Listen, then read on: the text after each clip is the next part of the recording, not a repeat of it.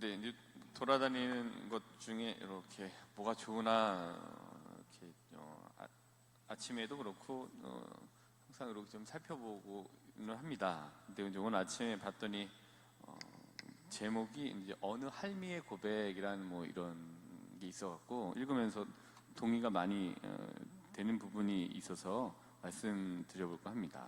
근데 이제 어느 이제 어르신이 이제 누구한텐가 얘기를 하시는 것 같아요. 근데 그걸 우리가 손주라고 아니면 자신의 후배라고 또 인생의 후배들이라고 생각하면서 조언을 해주신다라고 하면 생각을 해보시면 좋을 것 같습니다. 이제 어르신이 이렇게 말씀을 하십니다. 야, 너 늙으면 제일 억울한 게 뭔지 알아? 주름? 아니야. 돈? 그거 좋지, 돈 있으면. 근데 그것도 아니야. 내가 진짜로 억울한 거는 나는 언제 한번 놀아보나 그것만 보고 살았는데 좀 놀아보려고 하니까 내가 너무 나이가 많이 들어버렸네 라고 이제 말씀을 하십니다. 그러면서 이제 이렇게 말씀을 하십니다. 나는 마지막에 웃는 놈이 좋은 인생인 줄 알았어. 그런데 돌아보니까 마지막에 웃는 놈보다는 자주 웃는 놈이 더 좋은 인생인 것 같다라고 이렇게 말씀을 하십니다. 마지막에 웃는 놈이 좋은 인생인 줄 알았어. 근데 자주 웃는 놈이 더 좋은 인생이더라 라고 얘기를 하십니다. 그러고 나서 이런 말씀을 이제 하세요. 인생 너무 아끼고 살지 말어. 이제 보니까 웃는 거는 미루면 돈처럼 쌓이는 것이 아니라 다 사라지더라고 이렇게 말씀을 하십니다.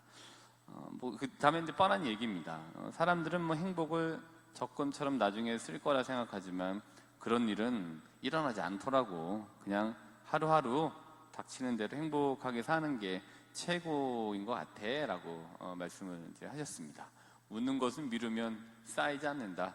다 사라지더라. 그러니까 웃어야 될 때 웃는 거 이게 굉장히 좀 좋은 인생인 것 같다라고 말씀을 이렇게 하시더라고요. 그래서 이거를 이렇게 보면서 그래 그런 것 같다. 웃음 적금처럼 싼다고 평소에 인상 쓰고 안 웃어봐야 나중에 얼굴만 더 안 웃는 얼굴로 변해갖고 보기 싫어지는 것 같다라 라는 생각이 좀 들게 되는 것 같아요. 자주 웃는 놈이 더 좋은 인생이더라. 자주 웃으셨으면 좋겠습니다. 근데 이제 아침에 이렇게 화면을 막 찾아보고 뭐 서치하고 막 이렇게 하다 보면은 요즘은 이렇게 미사하다가 뿌예 보여요. 그래서 뿌예 보이는 게 좋더라고요. 왜냐면은 어디에 싫어하는 사람이 왔는지를 안 보이니까 미사할 때 집중이 더 잘 돼갖고 너무 이제 좋게 되더라고요. 그래서 미사할 때 조금 더 가벼운 마음으로 이렇게. 그래서 지금 어디 누가 앉아 계신지 하나도 안 보여요. 그냥 이것만 보고 하고 있습니다. 네. 자주 웃으시리라 예상을 한번 해봅니다. 자주 웃으셨으면 좀 좋겠습니다. 근데 오늘 이제 구원에 대한 얘기가 나오잖아요. 예수님께서 오신 거는 심판이 아니라 구원을 하러 왔다. 구원하러 오신 것이다. 이 말씀 이렇게 보면서 저는 계속 좋은 거를 먹으면은 건강해지는 줄 알았습니다. 근데 계속 먹기만 한다고 좋아지는 게 아니라 가끔은 좀 공복도 갖고 그러면서 회복할 수 있는 시간을 갖는 게 몸에 좋더라, 좋은 것이더라 라고 얘기하시는 분의 말씀에 이제 동의를 하게 되더라고요. 또 계속 운동만 하면 좋아지는 줄 알았습니다. 그러나 운동도 적당하게 하고 적당한 공복과 같은 휴식 기간이 있어야 굉장히 좀 좋아지게 되는 거죠. 근데 이제 이거는 이렇게 어떤 공복 같은 거나 휴식과 같은 거는 어떤 휴식 기간이 있어야지 몸이 좀 좋아진다, 또 그렇다라고 얘기하는 거지만 우리가 이런 것과는 달리 계속 할수록 좋아지는 거는 바로 이런 것 같아요. 사람들하고 좀 웃고 사람들하고 행복하게 지내려고 하는 거는 계속 할수록 나에게 좋은 것 같다라는 거를 느끼게 됩니다. 우리에게 다가와서 우리가 맛볼 수 있는 구원은 여기에서 하느님께로 가서 구원의 은혜를 누리는 그 순간까지 여기에서 이제 구원이라는 걸 느끼게 되는 거는 이런 이제 행복한 순간들이 우리에게 순간순간 구원은 이런 것인가라는 거를 맛보기를 보여주는 것 같습니다. 그러니까 이제 그런 맥락에서 구원이라는 거는 좀 비우고 조금은 좀 내려놓고 조금 나눌 때 찾아오는 자연스러운 현상, 그게 이제 구원인 것 같기도 합니다. 근데 좀 비워야 공간이 생기잖아요. 또 내려놔야 공간이 생기고, 다 아시겠습니다만 조금 나눠야 공간이 생기는 것 같아요. 그렇게 좀 비우고 내려놓고 나누는 공간이 있을 때 조금 더 자주 여유를 찾고 자주 웃을 수 있는 구원이 순간순간 찾아오게 되는 것 같습니다. 계속 채우려고 했을 때 그게 구원으로 오지 않고 그거를 지키는데 더 소모되는 인생을 사는 모습들을 또 자주 잘 보시게 됐을 겁니다. 그 열왕기에 이렇게 보더라도 오늘 열왕기 상권이죠. 열왕기 상권에 보면은 11장일 거예요. 11장에 솔로몬이 하느님에게서 돌아서다.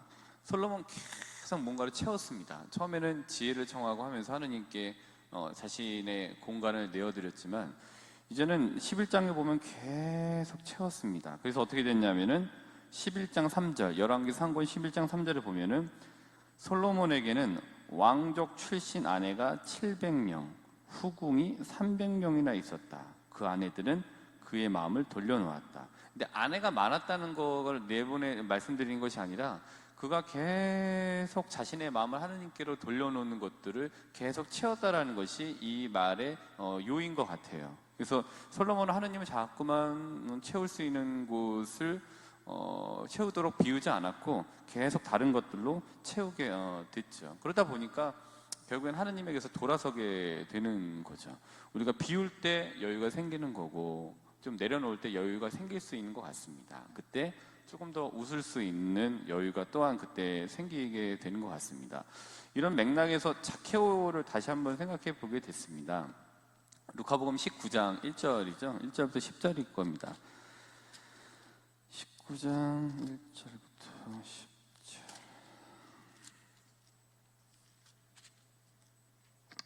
네, 그렇죠. 19장 1절부터 10절에 보면은 좀 자케오의 이야기가 나옵니다. 한번 또 오늘 읽어보시면 너무 좋겠는데, 자케오도 조금 자기가 가진 것을 좀 비웠고, 또 자기가 좀 가지고 있던 것을 내려놓게 되죠. 예수님 때문에. 그래서 이렇게 나누겠다.